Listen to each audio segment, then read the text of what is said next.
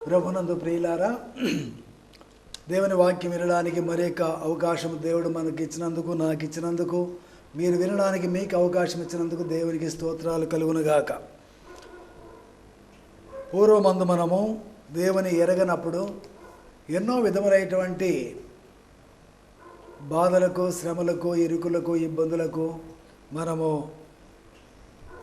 ఎల్లప్పుడూ ఏదో ఒక చింతలో ఉండేటువంటి వారముగా ఉన్నాం. కానీ ఇప్పుడు యేసును ఎరిగిన తర్వాత, ప్రభువుని ఎరిగిన తర్వాత మనమందరము వెలుగుగా ఉండాలని దేవుడు కోరుచున్నాడు. మరి ఈ దినమున వెలుగును గురించి మీకు చెప్పాలని చెప్పి నేను ఆశిస్తున్నాను. ఎవరా వెలుగు అన్నప్పుడు యేసు ప్రభు అంటున్నాడు, నేను లోకమునకు వెలుగై ఉన్నాను. యోహాను సువార్త 8:12 వ్రాయబడి ఉంది. నేను లోకమునకు వెలుగై ఉన్నాను అంటున్నాడు. తర్వాత మత్తయి సువార్త 5:14 చెప్పబడిన విధముగా, వ్రాయబడిన విధముగా మీరు లోకమునకు వెలుగై ఉన్నారు అన్నాడు. చూసారండి, మన ప్రభు అయిన యేసు వెలుగైతే లోకానికి, మనము కూడా లోకానికి వెలుగై ఉండాలి అన్నాడు. ఈ అంశం మీద మీతో మాట్లాడాలని నేను కోరుచున్నాను. దయచేసి దేవుని వాక్యమును బాగా అర్థం చేసుకోవడానికి, గ్రహించే మనస్సు, మరి చూచే కన్నులు, గ్రహించే మనస్సు, అర్థం చేసుకునే మనస్సు దేవుడు మీకు అనుగ్రహించునుగాక. ప్రియమైన దేవుని బిడ్డలారా, దేవుని వాక్యములో ముందుకు సాగుదాం. యోహాను సువార్త 8వ అధ్యాయం 12వ వచనంలో చెప్పబడిన విధముగా, నేను లోకమునకు వెలుగై ఉన్నాను, నన్ను వెంబడించువాడు చీకట్లో నడవక జీవపు వెలుగు కలిగి ఉండును అనే వాక్యములో ఉంది. నన్ను వెంబడించువాడు చీకట్లో నడవక జీవపు వెలుగు కలిగి ఉండును. దేవుని యొక్క మరి విషయంలో మనము వెంబడించే వారముగా ఉండాలి. నన్ను వెంబడించువాడు అంటున్నాడు. దేవుని వెంబడించేవాడు దేవుని వాక్యమును వెంబడించువాడు, దేవుని మాటను వెంబడించువాడు దేవుని వెంబడించువాడు, దేవుని యొక్క సత్యమును వెంబడించువాడు దేవుని వెంబడించువాడు. దేవుని వెంబడించువాడు, నన్ను వెంబడించువాడు చీకటిలో నడవక జీవము వెలుగు కలిగి ఉండును అని దేవుని వాక్యములో వ్రాయబడింది. నన్ను వెంబడించువాడు చీకటిలో నడవక జీవపు వెలుగు కలిగి ఉండును. ప్రియమైన దేవుని బిడ్డలారా, యేసు ప్రభు మాటను కానీ, యేసు ప్రభు యొక్క నామమును కానీ మనం వెంబడించినట్లయితే, ఆ వాక్యమును వెంబడించువారు, ఆయన నామమును వెంబడించువారు చీకట్లో నడవడం, చీకట్లో ఏమాత్రం నడవం. దేవుని యొక్క వెలుగును మనము కలిగినటువంటి వారము దేవుని వెంబడిస్తూనే ఉంటాం. ఆయన వెంబడించుటే వెలుగు, ఆయన వెంబడించుటే మనం వెలుగు. ఆయన దేవుడు, ఆ యేసు ప్రభు వెలుగై ఉన్నాడు, మనం కూడా వెలుగు. ఎక్కడ వెలుగు? వెంబడించుటలో వెలుగు కలిగి ఉన్నాము. ఏ విషయంలో పొరపాటు లేకుండా, ఏ విషయంలో అనర్థం లేకుండా, ఏ విషయంలో అపవిత్రత లేకుండా, ఏ విషయంలో మరి అవిధేయము కాకుండా, ఏ విషయంలో అపరాధులముగా తీర్చబడకుండా, ఏ విషయంలో మనము అనింద్యులముగా కనబడి దేవుని వెంబడిస్తున్నప్పుడు మన వెలుగు ఇతరులకు కనబడుతుందన్నమాట. ఆయనలో ఏ పొరపాటు లేదు. ఆయన మాటలు నేను బాగా గమనించి చూస్తున్నాను, ఏ పొరపాటు లేదండి. బాగా మాట్లాడతాడు అతని సంభాషణ చాలా బాగుంటుంది, అతని యొక్క నడవడిక నాకు నచ్చింది అని ఇతరులు ఎప్పుడైతే ఒప్పుకుంటారో అదే వెలుగు. ఆ వెలుగును బట్టి దేవుడు అంటున్నాడు, మీరు కూడా నేను లోకమునకు ఎలాగున వెలుగై ఉన్నానో, లోకము కొరకు నేను ఎలాగున వెలుగుగా కనబడుతున్నానో, మీరు కూడా లోకానికి వెలుగు, లోకము కొరకు వెలుగు. చూసారా? కనుక ప్రియమైన దేవుని బిడ్డలారా, దేవుని వెంబడించడంలో మనం వెలుగుగా ఉండాలని దేవుడు కోరుతున్నాడు. మనం ఇంకో రెండో విషయం మనం గమనించినప్పుడు, వెలుగు లోకములోనికి వచ్చాను కానీ దాని క్రియలు చెడ్డమైనందున వెలుగును ప్రేమించక చీకటినే ప్రేమించిరి. యోహాను సువార్త 3:19, 20, 21 వ్రాయబడిన విషయాలు చదువుతున్నాను. కనుక ప్రియమైన దేవుని బిడ్డలారా, వెలుగు లోకములోకి వచ్చింది అనగా యేసు ప్రభు లోకానికి వచ్చి ఉన్నాడు. కానీ తమ క్రియలు చెడ్డమైనందున మనుషులు వెలుగును ప్రేమింపగా చీకటినే ప్రేమించిరి. అనగా యేసును ప్రేమింపగా లోకాన్ని ప్రేమించిరి. అలాగే నీవు చెప్పే మాటలు, నీవు చెప్పే వాక్యము కూడా నిన్ను ప్రేమించరు చాలామంది లోకాన్ని ప్రేమిస్తారు. పాస్టర్ గారు చెప్పే మాటలు ప్రేమించరు, లోకాన్ని ప్రేమిస్తారంటే పాస్టర్ గారికి వ్యతిరేకంగా మాట్లాడే వాని మాటలు ప్రేమిస్తారు. కనుక దీన్ని బట్టి వెలుగు నిజముగా ఎక్కడ ఉంది? వెలుగు లోకంలోనికి వచ్చాను, కానీ తన క్రియలు చెడ్డమైనందున మనుషులు వెలుగును ప్రేమింపక చీకటినే ప్రేమించరు. యేసుప్రభు లోకమునకు వచ్చినాడు, ఆయన వెలుగు. అయితే యేసుప్రభువును ప్రేమించగా సాతాను గుణగణాలను ప్రేమించినారు, లోకాన్ని ప్రేమించినారు. కనుక దీన్ని బట్టి చాలామంది దేవుణ్ణి ప్రేమించలేకపోతున్నారు అనడానికి ఈ వాక్యము చాలా కారణంగా ఉంది. తమ క్రియలు చెడ్డమైనందున. ఎందుకు యేసుప్రభువును ప్రేమించలేకపోతున్నారు? తమ క్రియలు చెడ్డమైనందున. పాస్టర్ గారిని ఎందుకు ప్రేమించలేకపోతున్నారు? వారి క్రియలు చెడ్డమైనందున. వారి యొక్క వాటమే చాలా పొరపాటు అన్నమాట, వారి మాటలే పొరపాటు. గనక ప్రేమించలేరు, దేవుని ప్రేమించలేరు, దేవుని ప్రజలను ప్రేమించలేరు, దైవజనులు ప్రేమించలేరు. గనక మనము ప్రేమించేది ఎవరిని ప్రేమిస్తున్నాము? మరి మన యొక్క లోకాన్ని ప్రేమిస్తున్నామా, దేవుని ప్రేమిస్తున్నామా? కనుక మన క్రియలు చెడ్డవైనందున మనుషులైనటువంటి చాలామంది కూడా వెలుగును ప్రేమింపక చీకటినే ప్రేమిస్తున్నారు. దుష్కార్యము చేయి ప్రతివాడు వెలుగును ద్వేషించును, తన క్రియలను దుష్క్రియలుగా కనబడకుండానట్లు వెలుగునొద్దకు రాడు అని వాక్యం ఉంది, చూసారా? కనుక దుష్కార్యం చేయి ప్రతి వాడు కూడా వెలుగును ద్వేషించును, తన క్రియలు దుష్క్రియలుగా కనబడకుండానట్లు వెలుగునొద్దకు రాడు. కనుక దుష్క్రియలు చేయవాడు వెలుగును ప్రేమించడు. దుష్క్రియ లోకములో ఉన్నవి, దుష్క్రియలు చేయవారు లోకస్తులు, దుష్క్రియలు చేయవారు శరీరులు, దుష్క్రియలు చేయవారు వాక్యము ఎరగని వారు, దుష్క్రియలు చేయవారు వాక్యము అర్థము చేసుకోలేని వారు, దుష్క్రియలు చేయవారు అందరిని తప్పులు పట్టువారు, దుష్క్రియలు చేయవారు తమ్మును తామే మైమర్చిన వారు. ఇదండి. కనుక ప్రియమైన దేవుని బిడ్డలారా, అలాంటి అనుభవం మీలో ఉంటే తీసివేసుకోండి. అలాంటి అనుభవం మనకు పనికిరాదు. మీరు లోకమునకు వెలుగై ఉండాలని దేవుడు కోరుతున్నాడు. యేసుప్రభు వెలుగై ఉన్నాడు. నీవు నేను దేవుని దగ్గర మరి నిజముగా చిరు వెలుగులాగా అనగా ఆయన సూర్యుడైతే మనము చంద్రులాగా ఉండాలా. మనం ఆయన ప్రకాశించేవాడైతే మనం కూడా ప్రకాశించాలా. ఆయన నిజముగా దేవుని వెలుగుగా ఉన్నాడంటే మనం కూడా దేవుని వెలుగుగా కనపడాలా. ఎక్కడ? దేవుని వెంబడించడంలో, నీ క్రియలలో. అందుకే ఇంకా అంటున్నాడు, సత్యవంతుడు అయితే తన క్రియలు దేవుని మూలముగా చేయబడి ఉన్నవి కనుక దేవుని క్రియలుగా చేయబడి ఉన్నటువంటి ప్రత్యక్షపరచబడినట్లు వెలుగునద్దకు వచ్చును అంటున్నాడు వాక్యములో. కనుక మన క్రియలు దుష్క్రియలా సత్క్రియలా? మరి ఇంకొక మాటలో చూస్తాం, చూడండి. మత్తయి సువార్త 14 మరి 16 నుంచి మనం చూసినప్పుడు 14లో వ్రాయబడి ఉంది, 14-16లో వ్రాయబడి ఉంది. మూడవ మరి మీరు వెలుగునకు లోకమునకు వెలుగై ఉన్నారు. మీరు వెలుగైతే మనుషులు దుష్క్రియలు చూసి పరలోకమందున్న మీ తండ్రిని మహిమపరచునట్లు, మీ సత్క్రియలు చూసి పరలోకమందు మీ తండ్రిని మహిమపరచునట్లు మీ వెలుగును ప్రకాశింపచేయుడు అంటున్నాడు. చూసారా?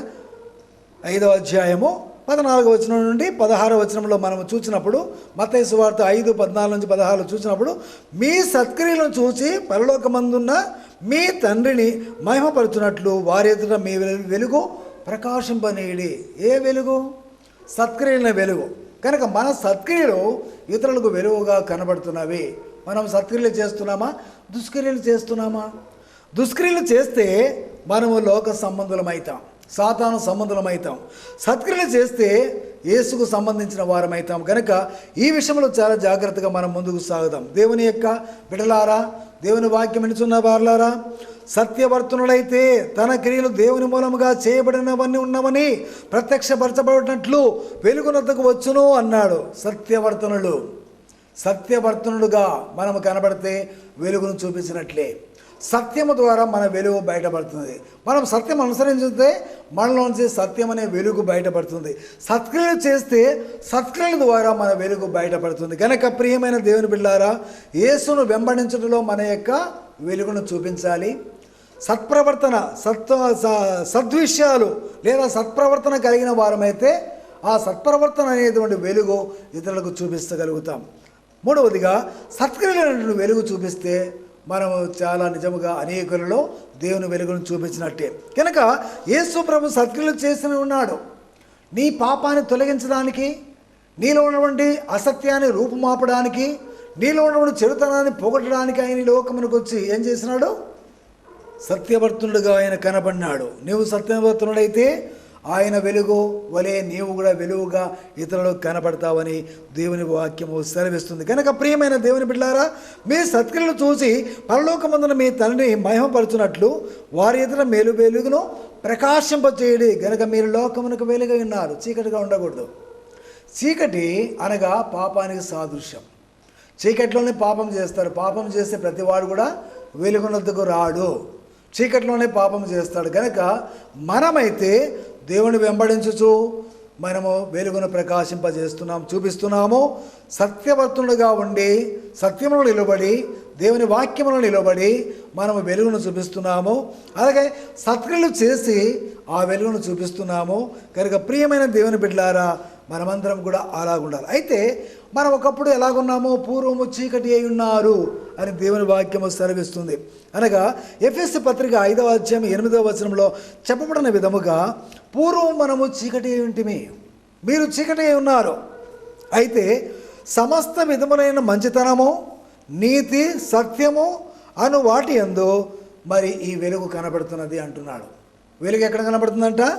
సత్యము, సమస్త విధములైన మంచితనము, సమస్త విధమైన మంచితనములో వెలుగు కనబడుతుంది.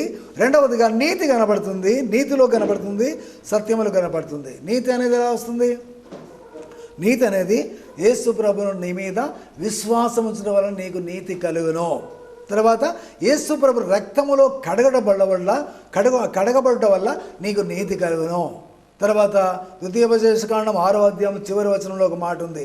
ఆ మాట ఏంటంటే, ఈ సమస్తమైన ఆజ్ఞను మనం పాటించినప్పుడు, అనగా ఆ ఆజ్ఞను అనుసరించినప్పుడు మనకు నీతి కలుగును అనే ఒక వాక్యం ఉంది. కనుక ఈలాగున 3 విధములైన నీతి మనము కలిగి ఉండాలి. ఆ నీతిలో వెలుగు కనబడుతుంది. నీతి అనగా దేవుని వాక్యం అనుసరించిన వాడు నీతి గలవాడు, దేవునితో సమాధానము కలిగిన వాడు, అనగా దేవునితో విశ్వాసము కలిగిన వాడు, సమాధానం కలిగిన వాడు, ఆయనందు విశ్వసించి ప్రతి విషయంలో భయపడక విశ్వాసము చూపించిన వాడు నీతి కలిగిన వాడు. ఆ తర్వాత మరి దేవుని రక్తము చేత కడగబడిన వాడు నీతిమంతుడు. గనుక దేవునితో మనం ఉన్నాము, దేవుని నీతిని మనం కనబరుస్తున్నామంటే ఆ యొక్క వెలుగు కనబడుతుంది. సత్యం అనే విషయంలో ఆ సత్యం కూడా వెలుగు కనబడుతుంది. కనుక మనము పూర్వము చీకటి ఇంటిమి కానీ సమస్త విధమైన మంచితనం, ఏ విషయంలో కూడా మంచితనం అనేది కనపరుస్తూనే ఉండాలి. ఏ మాత్రం చెడుతనము కొంచెం కనపరిచినా కానీ లోకస్తులు మనల్ని ఏం చేస్తారు తెలుసా? ఎత్తిపడేస్తారు. లోకస్తులు మనల్ని ఏం చేస్తారు? ఎత్తేస్తారు. ఆయన వాక్యం ఎంత, ఆయన మాటలని కనబడుతూ ఉంది అని చెప్పి ఆయన మంచితనం చూడు, మంచితనం ఎక్కడ కనబడుతుందంట? మాంసం దగ్గర కనబడుతుందని పెద్దలు అంటారు. మాంసం దగ్గర మనము ఒకరొకరు డివైడ్ చేసుకున్నప్పుడు, మాంసం చేసినప్పుడు ఒకడు ఏం చేస్తాడు? పంచేవాడు వారి మంచితనం కనబడాలంటే వాని వైపు కండలు వేసుకుంటాడు, ఇతరుల వైపు ఎముకలు వేస్తాడు. అప్పుడు ఆయన అంటారు, రే నీ మంచితనం మాంసం దగ్గర కనబడిందిరా అంటారు. అలాగనే మనం దేవుని వాక్యములు కూడా అంటున్నాడు, సమస్త విధములైన మంచితనంలో నీ వెలుగు కనబడును అంటున్నాడు. సమస్త విధములైన మంచితనం అనగా ఇలాంటి మాటలో, తలంపులో, క్రియలో ఏ క్రియలో? పంపకములో, మాంసం విషయంలో కాదు, డబ్బు విషయంలో కాదు, ఆస్తి విషయంలో కాదు, పంపకములో మంచితనము, సమస్త విధములైన మంచితనము నువ్వు చూపించినప్పుడు నీ వెలుగు ప్రకాశింపజేసినట్టే. ఆ సమస్తమైన విధములు అయినటువంటి ఆ మంచితనము యేసు ప్రభువులో కనబడుతుంది కనుక ఆయన లోకానికి నేను లోకమునకు వెలుగై ఉన్నాను అన్నాడు. నీవు కూడా చెప్పగలుగుతావా? అలా చెప్పగలిగితే ఈ యొక్క సమస్త విధముల మంచితనము చూపించి నీ వెలుగును ప్రసరింపచేయి, నీతిని చూపించి నీ వెలుగును ప్రసరింపచేయి, సత్యమును చూపించి నీ వెలుగును ప్రసరింపచేయి. అప్పుడు నువ్వు యేసు ప్రభువు నిజమైన శిష్యుడుగా ఉంటావు. ప్రియమైన దేవుని బిడ్డలారా, మరి చీకటి గుణములు ఏంటావి కొంచెం చూద్దామా? చీకటి గుణములు ఎలాంటివి? రోమాపత్రిక 13వ అధ్యాయము 12 నుండి 14 వచనములో 13-14 వచనాలు చూసినప్పుడు, 12 నుండి 13-14 వచనాలు మనం చూసినప్పుడు, మనము అంధకార క్రియలను విసర్జించి తేజస్ సంబంధమైన యుద్ధోపకరణను ధరించుకుందాము. అని చెప్పి అక్కడ అన్నాడు. అల్లరితో కూడిన ఆటపాటలైనను మత్తైనను లేకయు, కామ విలాసములైనను పోకిరి చేష్టలైనను లేకయు, కలహమైనను మత్సరమైనను లేకయు, పగటియందు నడుచుకున్నట్లు మర్యాదగా నడుచుకుందాము. మెట్టుకు ప్రభు అయిన యేసుక్రీస్తును ధరించుకున్న వారమై శరీరేచ్ఛను నెరవేర్చుకున్నటకు శరీర విషయములో ఆలోచన చేసుకొనకూడి. ఇప్పుడు నీ వెలుగు ప్రసరింపబడుతుంది. ప్రియమైన దేవుని బిడ్డలారా, వేటికి మనం దూరంగా ఉండాలా? అల్లరితో కూడిన ఆటపాటలో, నేను ఇంతకుముందు చెప్పాను, ఇంతకుముందు ప్రసంగాలలో మన మాటలు కానీ మన పాటలు కానీ పరిశుద్ధముగా ఉండాలా. పరిశుద్ధుల కొట్టకే దేవుడు మనల్ని పిలిచినాడని విన్నారు కదా. అలాగనే ఇక్కడ చెప్పబడిన విధముగా అల్లరితో కూడిన ఆటపాటలైనను మత్తైనను లేక, కామ విలాసములైనను పోకిరి చేష్టలైనను లేక, తర్వాత కలహమైనను మత్సరమైనను లేకయు, పగటియందు నడుచుకున్నట్లు మర్యాదగా నడుచుకుందాము అంటున్నాడు.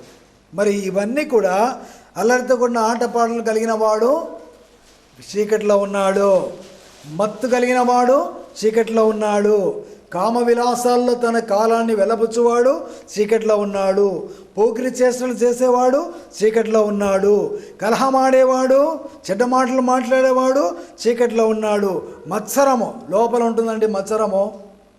మత్సరం అనేది లోపల, పైకి చక్కగా మాట్లాడతారు, లోపల మత్సరం అనేది భేదాభిప్రాయము కలిగిన వాడు, మత్సరము కలిగిన వాడు, వాడు కూడా చీకట్లో ఉన్నాడు.